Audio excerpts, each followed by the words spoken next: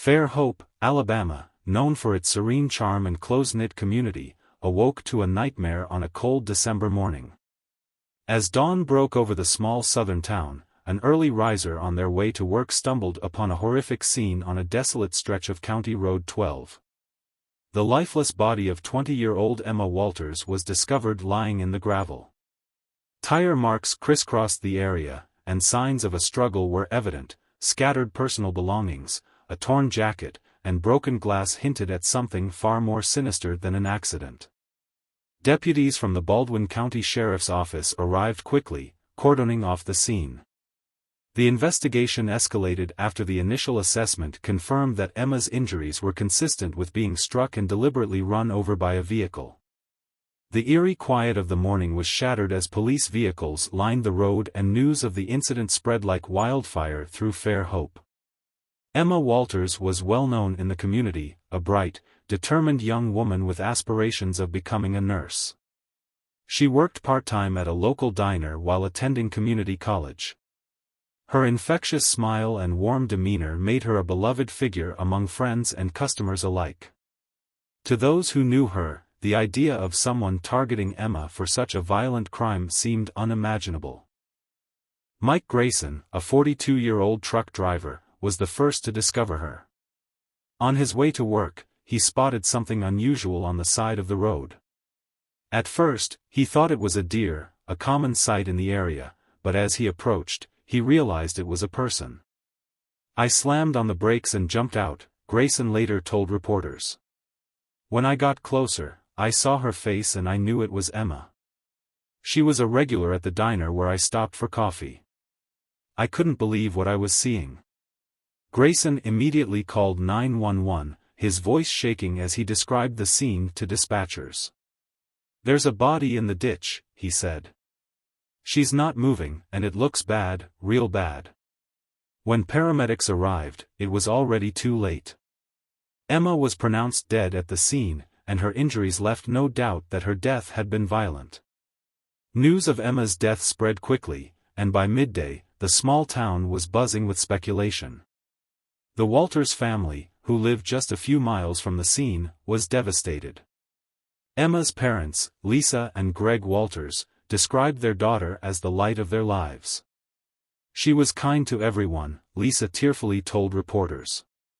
"I can't think of anyone who would want to hurt her. This doesn't make sense." Friends and co-workers echoed similar sentiments, recalling Emma as a hard-working and compassionate young woman.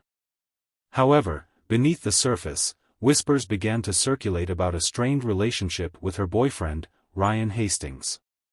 "Emerge, I'm thrilled you could join us. Before we delve into the details, please hit that like button to show your support. Also, I'd love to know, where are you from?"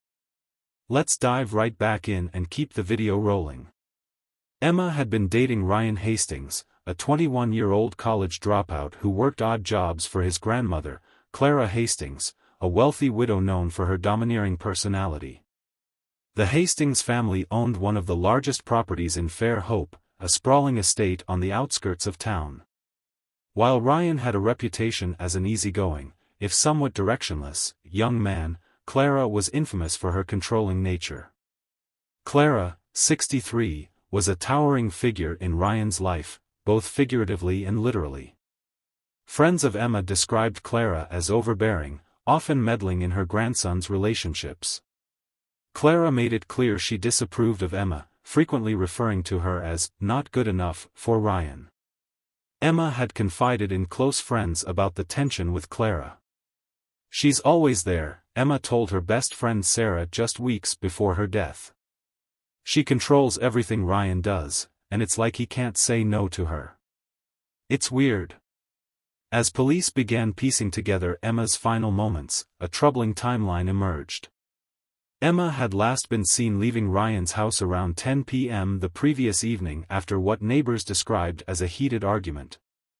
A friend received a text from Emma just before midnight reading, "I need to tell you something. I found out the truth, and I can't keep quiet anymore." What Emma had discovered and why it led to her death remained a mystery. However, the community's focus quickly shifted to Ryan and Clara, whose behavior in the wake of Emma's death raised eyebrows. Ryan appeared visibly shaken when questioned by police, but Clara's demeanor was notably colder. According to one neighbor who visited the Hastings estate to offer condolences, Clara dismissed the tragedy as unfortunate and quickly changed the subject. It was like she didn't even care, the neighbor recalled. For investigators, the pieces were beginning to fall into place. Surveillance footage from a nearby gas station showed Clara's black luxury sedan heading toward County Road 12 just 15 minutes before Emma's estimated time of death. Witnesses also reported seeing a car matching Clara speeding away from the area around midnight. The revelation sent shockwaves through the police department. Could the grandmother of Emma's boyfriend have been involved in such a heinous crime? As officers prepared to bring Clara in for questioning, they couldn't shake the feeling that this case was far more complex and sinister than it initially appeared. Fair Hope's idyllic veneer had been shattered, and the hunt for Emma Walters's killer had only just begun. Emma Walters and Ryan Hastings were the kind of couple people in Fair Hope couldn't help but talk about. On the surface, they seemed mismatched, Emma with her bright future and steady personality, and Ryan, charming but aimless, living under the shadow of his grandmother's wealth and control. Their relationship had always been volatile, marked by passionate highs and devastating lows. Despite their differences and frequent arguments, Emma believed she could help Ryan break free from the grip of his overbearing grandmother, Clara Hastings. Ryan, 21, had grown up on the sprawling Hastings estate, a property that dominated the outskirts of Fair Hope. After the death of his parents in a car accident when he was 10, Clara had taken him in and raised him. For years, she showered him with love and material possessions, but her affection came with strings. Clara had always dictated Ryan's choices, where he went to school, who he spent time with, and most critically, who he dated. She wasn't just protective, Emma had confided to her best friend, Sarah. She treated Ryan like he belonged to her. From the very beginning of their relationship, Clara made her disapproval of Emma abundantly clear. She would openly criticize Emma's background, referring to her as small-town ordinary and implying that Ryan deserved someone classier.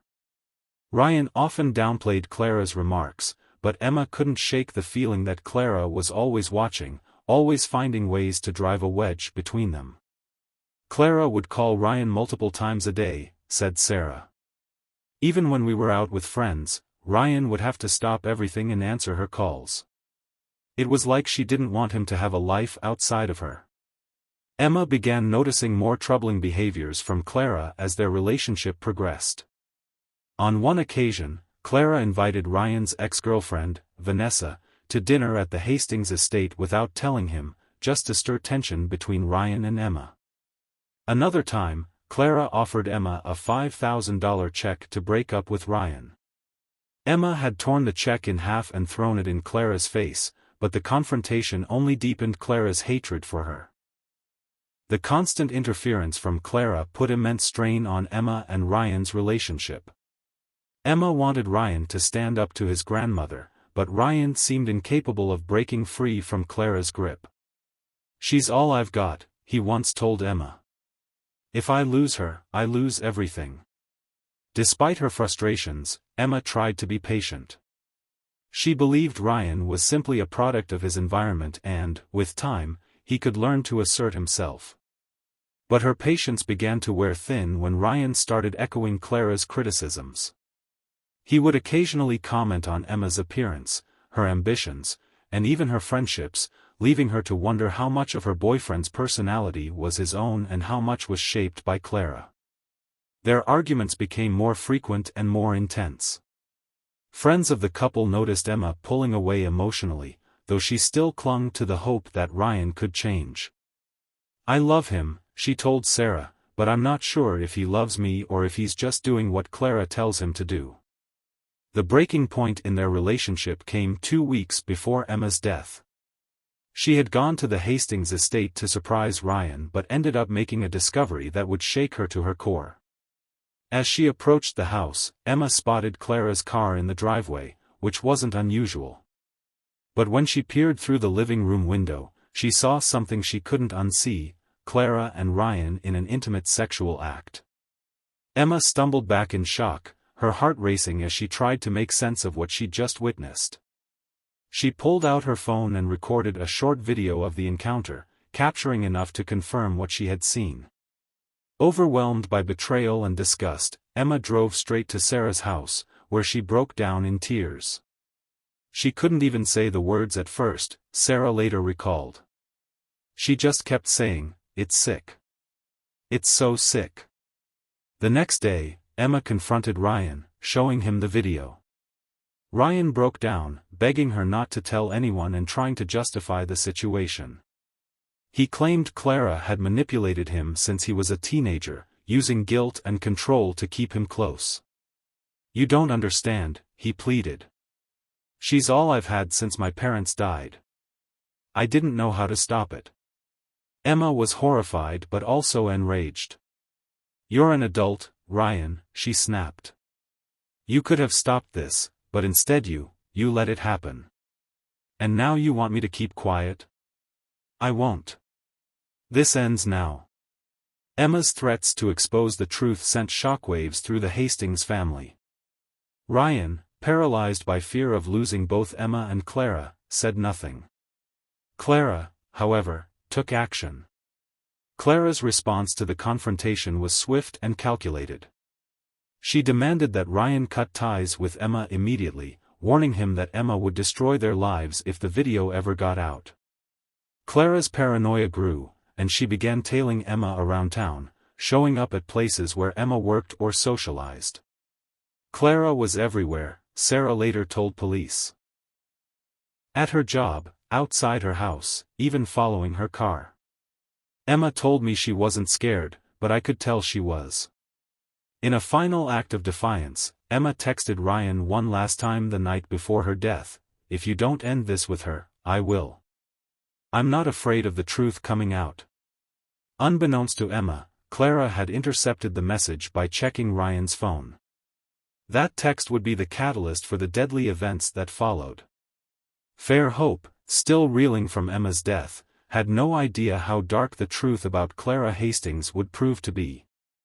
Emma Walters had always been fiercely independent, but after her shocking discovery of Ryan and Clara's taboo relationship, she found herself in unfamiliar territory, consumed by fear, disgust, and uncertainty. The video she recorded on her phone was not just evidence of an illicit affair, it was a bombshell that could destroy lives. Emma wrestled with the weight of the truth. Should she expose what she had seen or use it as leverage to finally free Ryan from Clara's control? Emma confided in her best friend, Sarah, about what she had witnessed, showing her the video. Sarah was horrified. "This is dangerous," Sarah warned. "You need to be careful, Emma. If Clara finds out you have this, there's no telling what she'll do." Emma brushed off Sarah's concerns, determined to confront the situation head-on. She believed that once Ryan realized the severity of the situation, he would finally break free from Clara. What Emma didn't realize was that Clara was already several steps ahead of her. After intercepting Emma's text to Ryan threatening to expose the affair, Clara's paranoia reached a fever pitch.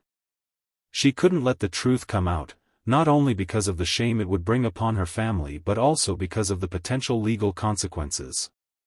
Clara began closely monitoring Ryan's phone, intercepting messages and calls between him and Emma. She also hired a private investigator to follow Emma, hoping to gather dirt that she could use to discredit her if the video ever surfaced. But Emma wasn't backing down. She began documenting Clara's stalking behavior, keeping a journal of every time she noticed Clara's car following her or saw her lingering near the diner where Emma worked. Emma also saved screenshots of Clara's threatening messages to Ryan, which hinted at her growing desperation. Ryan, caught in the middle, remained frustratingly passive. Despite Emma's pleas, he refused to cut ties with Clara. "She'd ruin me if I leave her," Ryan told Emma during one of their final conversations. "You don't understand how deep this goes." Emma couldn't comprehend Ryan's fear. To her, the solution was simple: walk away.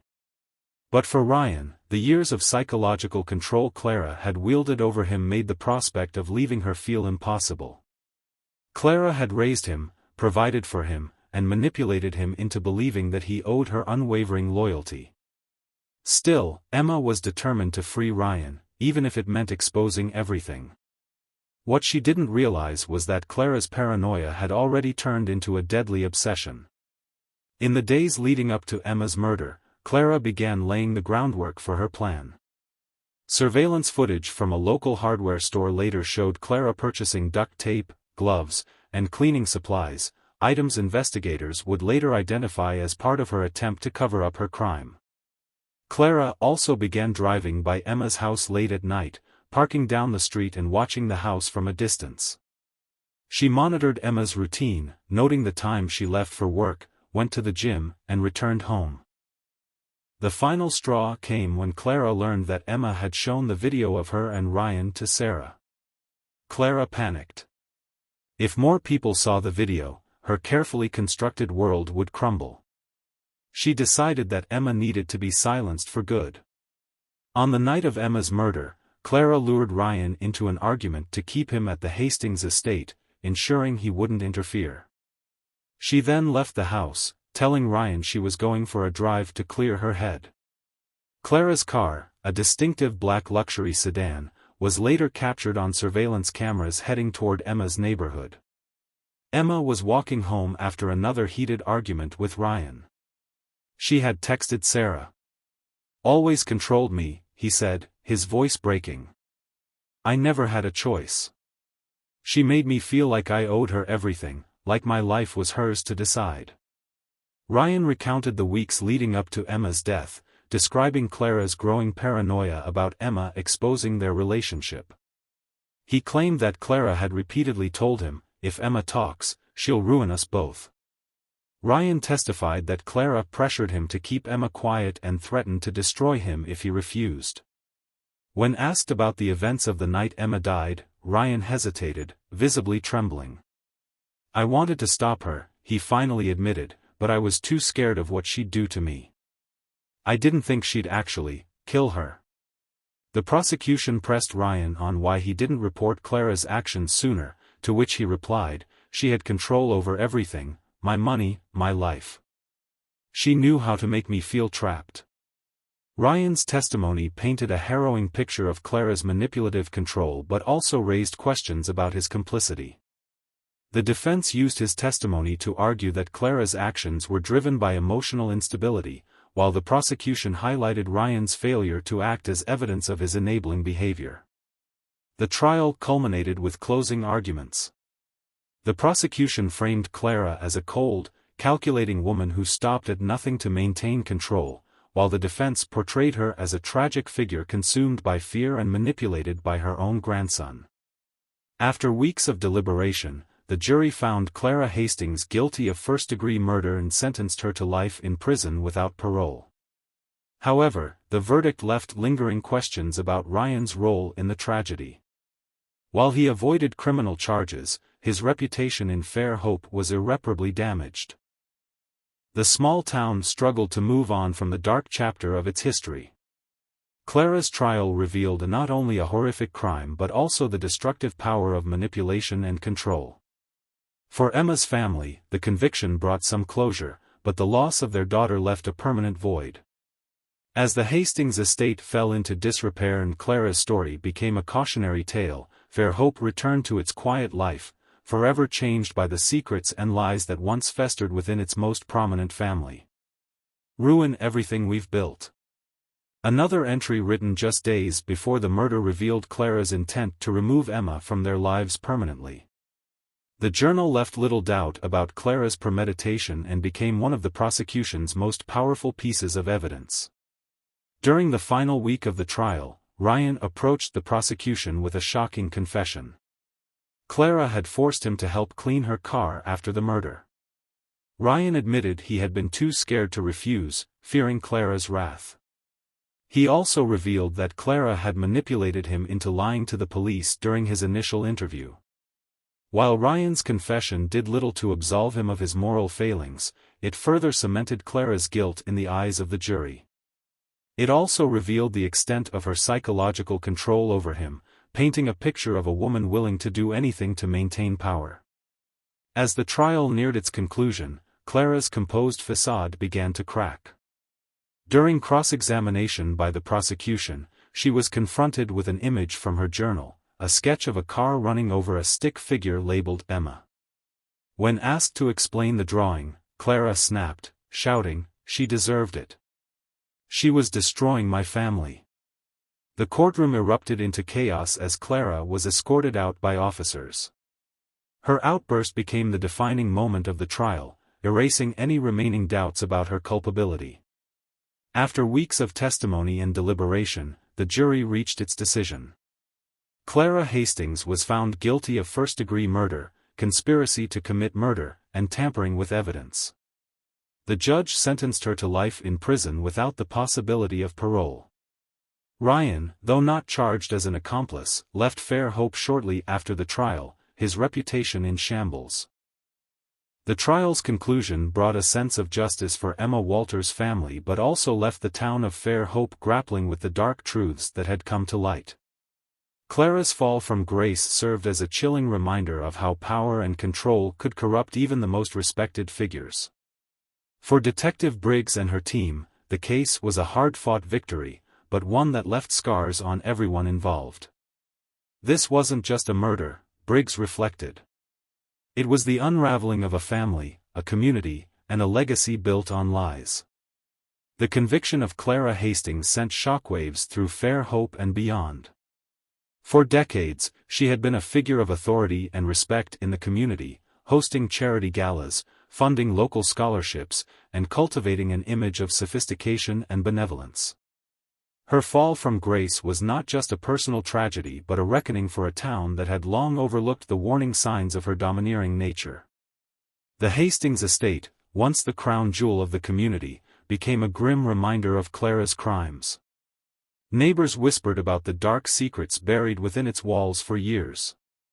Some even speculated that Clara's control over Ryan and her animosity toward his relationships might have contributed to other unexplained incidents in the family's past. Emma Walters's parents, devastated by the loss of their daughter, sought solace in activism. They established the Emma Walters Foundation to support victims of domestic and psychological abuse, hosting workshops and seminars to educate young women on recognizing and escaping controlling relationships. Meanwhile, Ryan Hastings, the man at the center of the tragedy, disappeared from public view. Rumors circulated that he had changed his name and moved to another state, hoping to escape the shadow of his grandmother's crimes and the public judgment that followed him everywhere.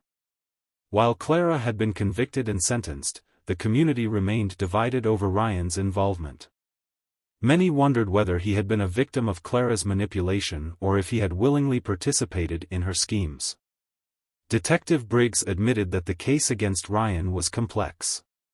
He wasn't innocent, she said in an interview, but he was also a young man groomed and controlled by Clara his entire life. It's hard to say where his culpability ends and her influence begins. Some of Emma's friends believed Ryan should have faced charges as an accomplice, arguing that his silence and passivity had allowed Clara to carry out her plans. Others felt pity for him, seeing him as another victim of Clara's psychological abuse. Fairhope's residents struggled to come to terms with the darkness hiding in plain sight. The once idyllic town became synonymous with scandal and tragedy, with true crime enthusiasts flocking to the area to catch a glimpse of the infamous Hastings estate or the road where Emma had been killed. The local sheriff's office implemented new training programs focused on identifying and addressing domestic manipulation and psychological abuse, hoping to prevent similar tragedies in the future. But for Emma's family, no amount of community reform could bring back their daughter. Her mother, Linda Walters, spoke during a press conference shortly after Clara's sentencing. "Emma didn't deserve this," she said, tears streaming down her face. "She was kind, strong, and brave enough to stand up to Clara Hastings. We just wish we had seen the danger sooner." Months after Clara Hastings was sentenced to life in prison, another chilling revelation came to light. While preparing the Hastings estate for auction, a cleaning crew stumbled upon a locked box hidden in the attic. Inside was a second journal belonging to Clara, written years before Emma's murder. The journal contained entries about Ryan's first girlfriend, Danielle Turner, who had mysteriously disappeared 5 years earlier. In one entry, Clara described Danielle as a problem and wrote about how she had taken steps to ensure she wouldn't bother Ryan again. Detective Briggs, upon reviewing the journal, reopened the cold case of Danielle Turner's disappearance. Investigators discovered Clara had made a large cash payment to a private investigator around the time Danielle vanished.